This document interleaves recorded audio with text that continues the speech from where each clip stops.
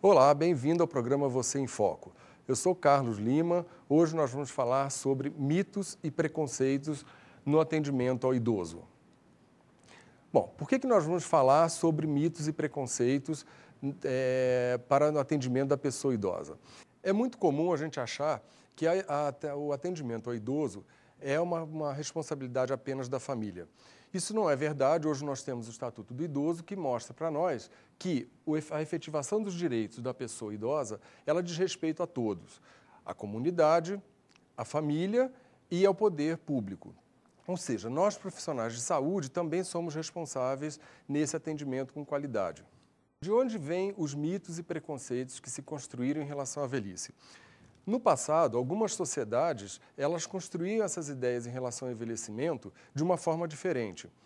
Algumas sociedades eram nômades, ou seja, essas sociedades, elas não ficavam no mesmo lugar, elas saíam de um lugar para outro, precisavam de ter mobilidade. Isso fazia com que elas tivessem que ter uma agilidade que as pessoas mais velhas não tinham.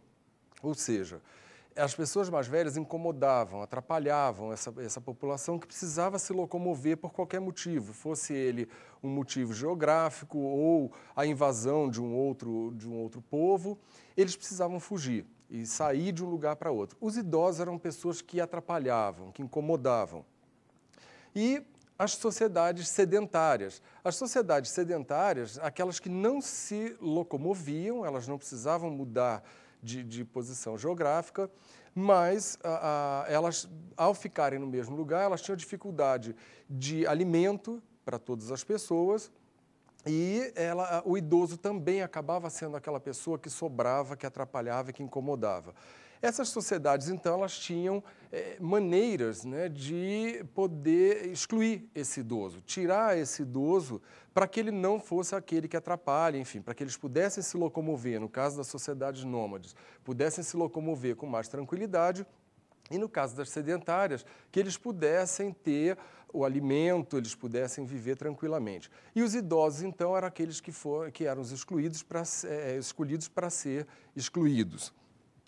Dessa forma, algumas sociedades criaram algumas maneiras de excluir esses idosos. Tá? Alguns rituais de morte, em alguns casos, e alguns que só simbolizavam. Por exemplo, queimar bonecos em praça pública que representassem a figura da pessoa idosa. Né? Ou, na Itália, na França e na Espanha, era comum um ritual de simular que estava se serrando uma pessoa velha, serrando uma pessoa idosa. Ou seja, sempre a ideia da destruição, a ideia de tirar aquela pessoa de cena. Bom, né, para essas sociedades se construiu, então, uma ideia de que velho é aquele que não produz. O velho é aquele que vai dar despesas, certo? Então, o velho é aquele que vai atrapalhar, a pessoa velha é aquela que sobra, que dá mais despesa. Então, com isso, foram se construindo alguns mitos onde sempre a pessoa idosa é aquela que é excluída. Agora, vejam, eu estou falando de pessoa idosa aqui, eu não estou falando de uma pessoa de 80 anos, nós estamos falando de sociedades antigas, onde uma pessoa com 30, 40 anos muitas vezes já era considerada muito velha. Por exemplo, na antiguidade, as pessoas acreditavam que os idosos perdiam os dentes. Por quê? Porque eles estavam se preparando para morrer e, dali a um tempo, renascer, né, como criança, sem a dentição. Então, provavelmente, é dessa condição que se criou o mito de que idoso volta a ser criança. Porque, para eles acreditavam que perder os dentes era uma forma de voltar a ser criança, se preparando para uma reencarnação, uma possível reencarnação. Então, assim, como esse, muitos outros foram se construindo, né, e as pessoas foram acreditando nisso, e isso veio se perpetuando ao longo dos tempos, e hoje a gente ainda traz muito dessa história. Por exemplo, a feiticeira. A feiticeira sempre foi tratada, né, a bruxa, como uma pessoa idosa. É muito difícil a gente ver a imagem de uma feiticeira, de uma bruxa, principalmente se ela for má, como uma mulher bonita, uma mulher jovem, uma mulher dentro dos padrões estabelecidos como alguma coisa bonita. Geralmente, a bruxa, a mulher má, a feiticeira, ela é uma mulher velha, ela é uma mulher feia, ela é uma mulher totalmente fora de padrão. Vocês podem ver na imagem, né, mulheres com cabelo branco comprido, com seios caídos, o nariz pontudo, o queixo. Então, assim, sempre essa é a imagem que se passa, né? E, em cima disso, muitos outros mitos se criam. Por exemplo, a ideia do velho do saco, que vai pegar as crianças, né? Pelo Brasil, a gente tem alguns mitos do velho amolador de faca, a velha cachimbeira, enfim, eu já ouvi várias histórias pelo país, sempre tratando, a gente faz isso para a criança, né? A gente diz assim, olha, fica quieto, você faça do jeito que tem que ser, porque senão o velho vai pegar você, é o velho do saco, é a velha feiticeira, sempre a ideia da velhice como uma coisa ruim e má. Então, em cima disso, a gente já começa a passar para as crianças a ideia de uma velhice perigosa, uma velhice que é ruim, o velho que é chato, o velho que é agressivo, e com isso, então, a gente vai ajudando a perpetuar esse mito. Eu falei para vocês que, quando eu estava falando, né, que essas sociedades, elas criam alguns mitos e algumas ideias, por exemplo, a história da dentição, né, em pessoas idosas, e que essas pessoas velhas eram excluídas dessa sociedade, e essa velhice não era uma velhice com muitos anos, isso mostra para a gente que, olha, em 1950, a gente tinha 2 milhões de pessoas idosas no país, né? Em 1980, esse número já aumentou para 7 milhões. Ou seja, e eu estou falando que em 1900, a velhice era em torno dos 38, 39 anos. Tá? Agora, nós chegamos a 2011, né, agora bem recente, com aproximadamente 23 milhões de pessoas idosas. E hoje, segundo o Estatuto, eu estou falando de quem? Eu estou falando de pessoas que têm 60 anos e mais. Eu não estou falando mais daquele jovem. Hoje, para a gente, uma pessoa com 38, 40 anos é jovem, né? Eu estou falando de pessoas com 60 anos e mais, que é o que define a nossa lei. E hoje, no país, eu tenho 23 milhões, que representam 12% da nossa população. Essa é a população idosa. É esse idoso que vai chegar no nosso serviço e que nós vamos precisar atender e saber como atender. Por que aumentou tanto a expectativa de vida, né? O que aconteceu no mundo que nós envelhecemos tanto? Nós tivemos um avanço da medicina, né, com novas descobertas, enfim, e que puderam possibilitar que as pessoas vivessem mais e controlar algumas doenças. Novas tecnologias, hoje nós temos tecnologia para exames, para detectar algumas doenças em tempo de poder tratá-las. Novos conceitos de saúde, hoje a gente sabe que a gente deve se alimentar melhor, que a gente não deve ingerir tanta gordura, que a gente deve fazer caminhada, não ser sedentário. Então, são conceitos novos de saúde que populações mais antigas não tinham. E novos conceitos de higiene. A gente sabe hoje, né, como tratar o nosso esgoto, como lavar as mãos após a utilização do banheiro, enfim, toda essa higienizar os alimentos, tudo isso são conceitos mais modernos e atuais que fizeram com que a nossa expectativa de vida aumentasse e hoje a gente chegasse aí, em média, na casa dos 78 anos, que é o que vive em média um brasileiro. Agora, quando eu estou falando de velhice, eu estou falando de quê? Né? Eu tenho duas questões. Eu tenho o envelhecimento, que é uma questão biológica, do qual nenhum de nós podemos fugir. O envelhecimento, ele acontece, a gente nasce, a gente já começa a envelhecer e isso não para até a nossa morte. Agora, quando eu falo de velhice, eu estou falando de uma questão cultural, uma questão que se constrói. Por exemplo, voltando ao que eu disse a vocês, em 1900, uma pessoa com 38 anos era considerada muito velha. Hoje, com 38 anos, uma pessoa está iniciando muitas vezes a sua carreira, ela está no auge da sua vida profissional, então ela não é velha. Agora, a velhice, então, ela é sempre uma referência. Por exemplo, se a gente olha para essas duas crianças que vocês veem aí no vídeo de vocês, a gente pode perceber que elas têm idades diferentes, né? A criança que está desse lado, ela é uma criança mais nova do que aquela, certo? E a gente pode falar ao contrário, que essa criança é uma criança mais velha do que essa. Ou seja, cada um de vocês que tem filho, sobrinho, alguma criança por perto, sabe que a gente se refere muitas vezes a uma criança de 7 ou 8 anos como o mais velho dos meus filhos. Ou seja, em referência ao outro, ele já é um velho. E sempre ele vai ser o irmão mais velho. Então, quando eu falo de velhice, de quem eu estou falando? Depende de onde eu olho, não é? Para um pai que tem 90 anos, o filho de 60 é jovem. Agora, para esse filho de 60, o filho dele de 30 vai achar que ele é velho, ou seja, a mesma pessoa, para um ela é velha, para o outro ela é jovem. Então, nós temos que ter isso muito claro de que velhice é essa que eu estou falando, certo? Antes da gente começar a discutir, então, os mitos e preconceitos que existem. Eu trouxe alguns para a gente discutir, não todos, os principais, aqueles que aparecem mais no nosso dia a dia. Então, o primeiro, que eu acho que é o clássico, a velhice é doença. Esse é o primeiro de todos. Quando a gente pensa em velho, quando a gente pensa em velhice, qual é a primeira imagem que vem? A doença. Então, e aí nas piadas, né, a forma como as pessoas falam. Por exemplo, você fala assim, olha, eu estou sei lá, o meu pulso está doendo, e aí eu fui ao médico e ele diagnosticou um reumatismo, né? Aí você fala assim, uma artrose. Nossa, você está velho, hein? Né? Então, a ideia sempre é uma ideia de velhice associada à doença. Algumas doenças que são características da velhice que nós identificamos dessa forma.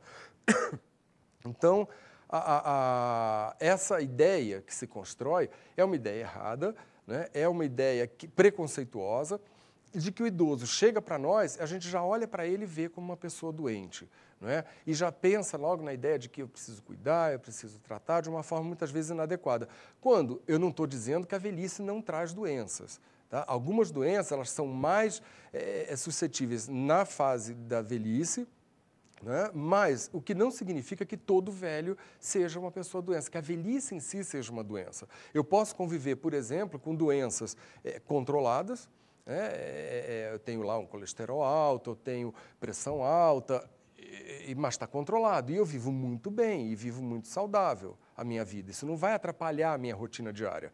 Eu não posso dizer que aquilo ali é decorrência da velhice. Pode ser, por exemplo, de maus hábitos. Hoje é comum a gente encontrar crianças obesas, crianças hipertensas, crianças com colesterol muito alto. E isso não significa que é a velhice, né? Então, assim, a velhice ela não é em si uma doença, ela é uma fase da vida, que muitas vezes é acometida, sim, por doenças, mas não devemos confundir. Próximo mito é esse que eu já falei um pouco para vocês, que o idoso volta a ser criança. Lembra que eu falei lá da dentição, né? Que os povos antigos acreditavam que se perdia os dentes para voltar a ser criança? Pois é, a gente traz isso até hoje. É muito comum a gente receber o idoso no nosso espaço de trabalho e tratá-lo como? Oi, dona Mariazinha, a senhora está bonitinha hoje? Olha o casaquinho daquela velhinha, que bonitinho aquela ali. Olha, dirigindo o seu carro, né? O carrinho, o sapatinho, o casaquinho. Ou seja, a gente sempre usa o diminutivo, uma forma muitas vezes infantil de falar, como se a gente estivesse falando com uma criança recém-nascida, né? Uma criança ainda muito novinha, que hoje em dia nem com as crianças a gente usa mais termos dessa forma, né? Mas com o idoso ainda é comum. Não é? Então, a gente tratá-los como criança, quase que dizendo assim, isso aqui não é para a gente conversar na frente do vovô, né? Isso aqui não é assunto para o vovô vai comer separado. Enfim, são questões que a gente vai trazendo e muitas vezes em cima desse preconceito. Eu trago algumas imagens aqui, por exemplo, de pessoas conhecidas de todos vocês, por exemplo, a Fernanda Montenegro, que a gente não vai chegar para ela e se referir dessa forma. Por quê?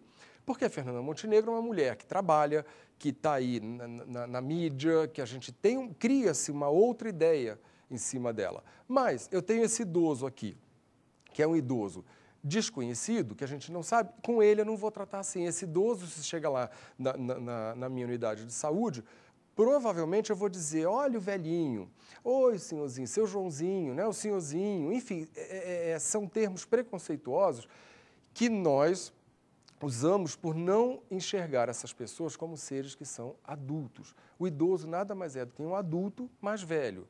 Então, ele não deve ser tratado como criança. Eu não posso infantilizar. E a gente vai ver mais para frente que isso pode ter algumas decorrências bastante negativas.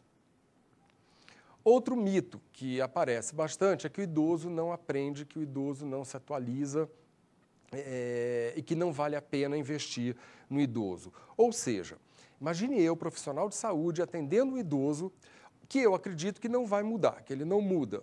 Ora, se eu acredito que ele não muda, eu não vou orientá-lo de uma forma correta. Porque eu vou dizer, não adianta dizer para ele que ele precisa beber mais água. Não adianta eu dizer para ele que ele precisa caminhar, não é? Que ele precisa mudar a alimentação. Por quê? Porque ele é idoso, está cristalizado e ele não vai mudar. Então, isso é muito comum. Eu sou psicólogo. Na minha área, eu vejo bastante preconceito de profissionais que acreditam que não vale a pena, por exemplo, um processo terapêutico com o idoso. Por quê? Porque ele já cristalizou, ele já aprendeu que é assim. Então, ele vai achar que qualquer coisa que se faça em relação a esse idoso é tempo perdido e que não vai ter resultado positivo. Então, isso vem dessa ideia de que idoso não aprende. A gente está pensando não só na tecnologia, mas eu estou pensando em hábitos, de que idoso não muda. Então, esse é um dado bastante incorreto que a gente precisa também mudar o nosso pensamento. Entender que sim, as pessoas idosas elas podem ser, às vezes, mais lentas, elas podem ter mais dificuldade para mudança, elas podem não querer. É um direito do idoso, por exemplo, não querer aprender informática. Outros querem. E aqueles que querem, alguns têm mais facilidade, outros não. Pense um pouco numa pessoa jovem. Você tem contato com jovens também. Todo jovem é igual? Todo jovem aprende de uma forma rápida, igual um ao outro? Todo jovem muda hábito de uma forma muito fácil? Não. Eu não estou falando só de idosos, a pessoa em qualquer idade, a gente sabe a dificuldade que é para inserir na nossa vida, por exemplo, hábitos contra o sedentarismo, né? E hábitos alimentares. A gente sabe o quanto é difícil isso, com nossa vida corrida, nossa vida diária, de trabalho, de transporte, e aí a gente acaba comendo bobagens pelo meio do caminho. A gente sabe que está errado, mas a gente faz. Quantos de vocês que estão assistindo a essa minha fala fumam? A gente sabe, hoje eu acho que todo mundo sabe. Eu acredito que nenhum de vocês pensa que fumar não traz prejuízo para a sua saúde. Todos nós sabemos, mas a gente fuma, não é? A gente come gordura, a gente passa o dia sentado e aí chega em casa, vai para casa de carro ou vai para casa de ônibus. A gente desce 2, 3 pontos antes para caminhar um pouco? Não, porque a gente está cansado. Né? A gente chega em casa e quer ficar na frente da televisão. E nós somos idosos? Não, nós não somos idosos, nós fazemos isso. Então, assim, não são só os idosos que têm dificuldade. É só idoso que tem dificuldade para aprender a trabalhar com informática? Não é. Então, esse também é um mito que se constrói ligado à velhice. Então, assim, você tem dificuldade para aprender alguma coisa, você não tem interesse, por exemplo, por tecnologia, imediatamente alguém vai dizer, olha, você está ficando velho. Você parece um velho. Isso é preconceito. A gente tem que ter em mente que os idosos aprendem, né, e que eles ensinam. Então, assim, idoso, ele passa, sim, conhecimentos para os seus netos, por exemplo, para as pessoas mais jovens. Ele ensina, tá aí um exemplo, lá o idoso ensinando o neto a pescar. Então, idoso ensina. Mas idoso também aprende com as pessoas mais jovens. Ou seja, a gente deve romper todos os preconceitos, né? Porque senão a gente sai de um lado e vai para o outro. Né? A gente sai daquela ideia de que assim, olha, idoso não aprende, mas também idoso é o sábio, é aquele que sabe tudo, que vai ensinar. Isso também é preconceito. Né? Nenhum jovem quer ouvir que quem sabe tudo é o avô dele. Isso não é verdade. Né? A gente sabe, por exemplo, dando o exemplo da tecnologia, que as pessoas mais jovens elas sabem muito mais. Né? Então, em geral, né? Elas sabem muito mais. E assim, eu, por exemplo, vou dar exemplo meu. Né?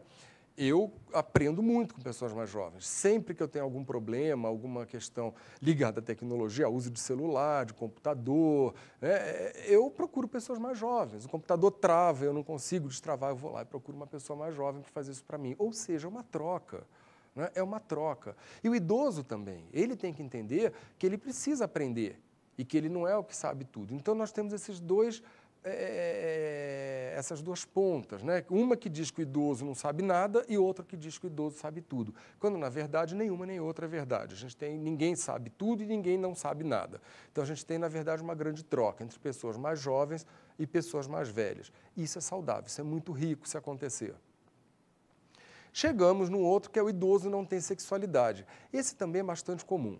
A gente acha que as pessoas mais velhas, elas não têm mais interesse pelo sexo, pela vida sexual, que elas não têm mais desejo e, pior, a gente acha que elas não atraem sexualmente o outro.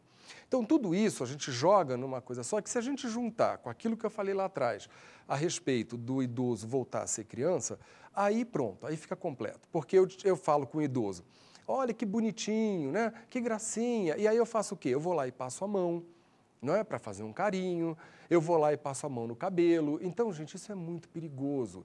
Precisa prestar muita atenção a isso. Por quê? Porque eu estou atendendo uma pessoa, como eu disse para vocês, que é adulta. Eu vou dizer para vocês, essa pessoa, muito provavelmente, ela tem sexualidade, ela tem uma vida sexual. Mesmo que ela não exerça, ela está ali. Mesmo que ela esteja latente, que por questões sociais, de preconceitos até da própria pessoa, ela não exerça a sua sexualidade, mas ela está ali. E aí, eu, profissional de saúde, chegar nessa pessoa e com toque, muitas vezes inadequado. Então, vamos tomar muito cuidado com isso, né? Eu vou tocar no idoso de uma forma respeitosa, eu tenho que entender que ali eu sou um profissional de saúde, eu não sou o neto dele, eu não estou ali para fazer carinho naquele idoso. Que não significa que eu não tenho que ser atencioso, que eu não tenho que ser gentil, mas cuidado com o toque físico, cuidado com as palavras que você fala. Eu tive uma paciente, por exemplo, que procurou um profissional de saúde que dizia para ela, você está linda hoje, você precisa arrumar um namorado. E ela ficou muito incomodada com aquilo, porque para ela significava o quê? Um assédio sexual, que o profissional tinha ali algum interesse sexual. Isso pode acontecer. Então, precisamos romper esse mito de que idoso não tem sexualidade. O idoso pode sim ter uma vida sexual ativa, o idoso pode exercer a sua sexualidade e cuidado, porque muitas vezes isso está de uma forma mais latente e nós vamos lá e a nossa intervenção de uma forma inadequada, ela pode configurar num abuso, ela pode configurar num maltrato. Sem contar com o risco que se tem para a contaminação pelas doenças sexualmente transmissíveis, porque a gente muitas vezes não orienta o nosso idoso, o nosso usuário que vai até nós, para os cuidados devidos em relação à vida sexual. Outra questão que aparece bastante é que o idoso é um peso para a nossa sociedade. Vem daquela ideia lá daquelas sociedades, lembra aquelas que ficam paradas no lugar e que não tem alimento para todos? Pois é, de lá a gente trouxe isso, de que o idoso é um peso para a sociedade. Como é que a gente faz isso hoje? Em relação à alimentação? Não, a gente faz isso, por exemplo, em relação às aposentadorias. Né? O que a gente fala? É comum a gente ouvir hoje e falar, né? Olha, eu tenho que trabalhar para sustentar esse idoso que está aposentado. Olha, esse aí não faz nada, ele só dá gasto. Ele está doente, ele utiliza mais o serviço de saúde, ele utiliza mais a previdência. E com isso, a gente vai criando essa ideia de que esse idoso ele é um peso. Volto a trazer imagem de pessoas que são conhecidas de todos. Por exemplo, a gente pode pegar hoje Chico Buarque, Dorival Caymmi, Oscar Niemeyer, que recentemente morreu, a gente tinha essa ideia de um peso. Quem falava em Oscar Niemeyer, por exemplo, tem ideia de que Niemeyer viver 100 anos foi um peso para a nossa sociedade? A gente diz isso? Não. A gente olha para Oscar Niemeyer e vê que toda a contribuição que ele trouxe para nós. Chico Buarque é a mesma coisa. Agora, quando eu falo de um idoso que é um idoso que não está na mídia, né, esse idoso eu não vejo dessa forma. Por quê?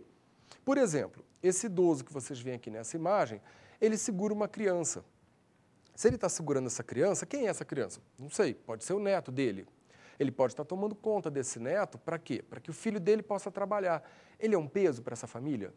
Na medida em que ele toma conta dessa criança, na medida em que ele cuida, ele está evitando que essa família tenha gastos com transporte para a escola, com o cuidador dessa criança, uma babá, enfim.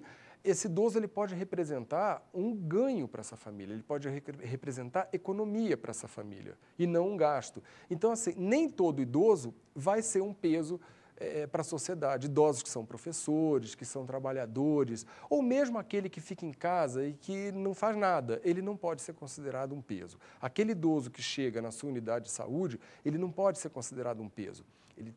Se ele não fizer nada disso que eu falei, ele tem toda uma contribuição passada para que hoje a gente tenha o que a gente tem. Então, todos os idosos devem ser tratados com respeito e não dessa forma, como se ele fosse um peso para nós. Outro mito bastante comum é achar que os idosos são iguais. E aí aquela fala comum, né? Ah, eu não gosto de atender idoso é muito chato. Atender idoso, Deus me livre, os idosos são chatos, idoso reclama, idoso é intransigente, idoso briga, não quer respeitar a fila, enfim. A gente tem essa ideia de que atender idoso é uma coisa muito chata, que todos os idosos vão ser muito intransigentes.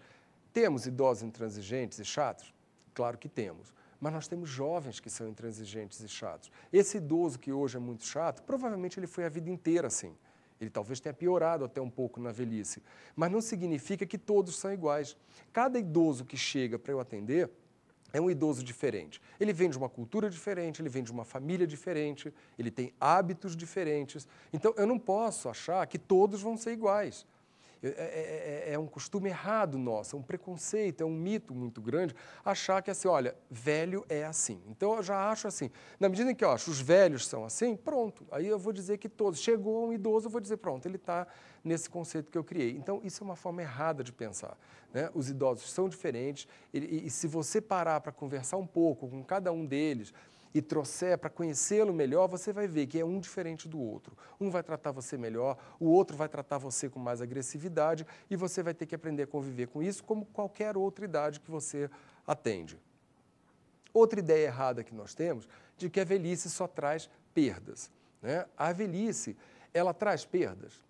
Sim, ela traz perdas, né? A gente perde um pouco em mobilidade, a gente ganho, né? Eu tive uma aluna que disse para a gente uma vez assim, olha, professor, na velhice a gente tem ganho sim, ganho de peso, né? Porque ela que na verdade ela traz aquilo como uma perda. Então assim, uma piada, né, de uma própria idosa. Mas assim, na verdade, a velhice, ela é uma época como qualquer outra da vida, onde a gente tem ganhos e perdas. Né? Então, assim, não dá para trabalhar também, da mesma forma que eu falei ainda há pouco, com os dois extremos. Né? Dizer assim, olha, eu tenho aqui só perda. Eu vou dizer, não, a velhice é uma fase de perda. A velhice é linda, né? Aquelas ideias que a gente traz, dizer assim, a melhor idade, os anos de ouro, isso tudo é bobagem. Na verdade, não existe melhor idade. A melhor idade é aquela que cada um interpreta para si, né? E aquela que ele está vivendo. Eu posso interpretar a minha vida hoje, dizer assim, nos anos todos que eu vivi, a minha melhor idade até hoje foi os 30 anos, por exemplo. Isso não é verdade, mas eu posso pensar isso. De mim. Agora, de novo, eu não posso colocar os idosos todos iguais, da mesma forma, e dizer assim, olha, ser idoso é a melhor idade. Porque não é. E aquele idoso que está doente, aquele idoso que sofreu um AVC, que tem pouca mobilidade, que sofre violência, esse idoso, para ele, é a melhor idade? Não. A infância é a melhor idade? Não sei. Para a criança que sofre que sofre abuso, para a criança que sofre violência, maus tratos, é a melhor idade a infância? Não é. Né? Então, assim, o que vai determinar se é melhor idade é a condição que eu vivo, né, e que eu vivi durante a minha vida, e não a idade que eu tenho. Então, também é um preconceito a gente dizer que os idosos são a melhor idade. Nós temos hoje uma estrutura, né, de família que é muito diferente daquela que a gente viu no passado. No passado, eu tinha famílias grandes, eu tinha famílias numerosas, as pessoas moravam na mesma casa, cuidavam dos seus idosos. Essas casas eram casas grandes, com muitos cômodos. Hoje, eu tenho famílias reduzidas, eu tenho famílias pequenas, eu tenho um filho só. Né? Eu tenho um apartamento muito pequeno, onde eu tenho 2 quartos, um que dorme o casal, um que dorme o filho. Onde esse idoso vai entrar nessa história? Né? Quem vai cuidar? E aí eu volto para aquela questão que eu falei para vocês do estatuto, onde eu disse, é responsabilidade não só da família. A família hoje sozinha ela não dá conta de cuidar do idoso. Eu vou precisar do Estado, eu vou precisar da sociedade para poder cuidar bem desse idoso. Senão ele não vai ser bem cuidado. O idoso que precisa de mais, que é mais dependente, precisa de um cuidado maior, nem sempre a família vai poder sozinha fazer isso. Aliás, eu digo que hoje a maioria não vai poder. E aí nós temos alguns conceitos que são autonomia e independência que devem ser respeitados no idoso e que a gente confunde. A gente fala, esse idoso tem autonomia, querendo dizer que ele consegue sair da cama e chegar no banheiro. Não, isso é independência, ele consegue se movimentar, ele consegue se vestir sozinho, ele consegue se cuidar, ele é independente. Agora, quando eu falo que uma pessoa tem autonomia, eu estou dizendo que ela tem o poder de tomar decisões sobre a sua vida. Ela decide o que ela quer fazer, ela decide para onde ela vai, ela decide o que ela vai vestir. Então, assim, gente, o que eu tinha para dizer para vocês é isso, de chamar a atenção que o envelhecimento ele foi a maior conquista que nós tivemos no século passado, o ser humano conseguiu, como eu disse para vocês, pular de 38 anos de expectativa de vida para 78 anos. Então, a gente teve um aumento significativo na expectativa de vida. Mas o que foi um grande ganho para nós, né? O que foi uma grande conquista nossa, ao mesmo tempo se transformou num problema. A gente enxerga a velhice hoje de uma forma muito negativa. Ninguém quer ser velho. Ninguém, se eu falar para alguém, você está mais velho, você envelheceu, isso soa como uma agressão, soa como um xingamento. Então, nós devemos mudar essa forma de pensar, devemos romper com esses preconceitos que nós criamos e que nós aprendemos muitos deles e que nós estamos repassando para gerações futuras. Nós temos que tomar muito cuidado com isso, e uma boa forma de fazer isso é mudar a forma como você olha aquele idoso que chega no seu dia a dia, no seu trabalho. Comece a olhar para ele de uma forma diferente, olhe para ele como uma pessoa que merece respeito, que merece qualidade no atendimento, e veja o quanto você pode aprender com ele. Você vai ver o quanto você cresce com isso também. Eu agradeço a todos por terem estado aqui nesse tempo comigo e espero encontrá-los novamente em outra ocasião. Muito obrigado a todos.